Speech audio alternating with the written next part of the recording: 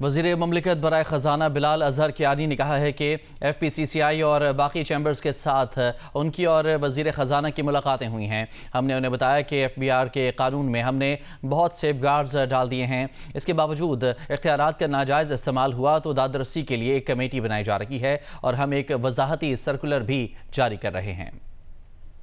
Army chief की मुलाकात होती है, फिर SIFC के प्लेटफॉर्म के तहत बिजनेस कम्युनिटी की कल मुलाकात भी हो जाती है FBR से।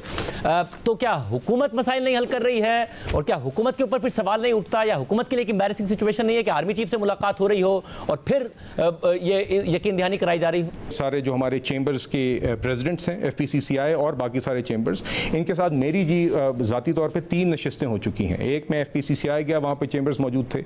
एक मीटिंग फाइनेंस मिनिस्टर साहब ने की जिसके अंदर हारून अख्तर साहब थे, मैं था, चेयरमैन FBR थे, दीगर और हमारे कैबिनेट कॉलीग्स थे। हमने 3 घंटे उस दिन लगाए और उसके बाद फिर हारून अख्तर साहब की सदारत में एक मीटिंग हुई जिसमें again we discuss these issues.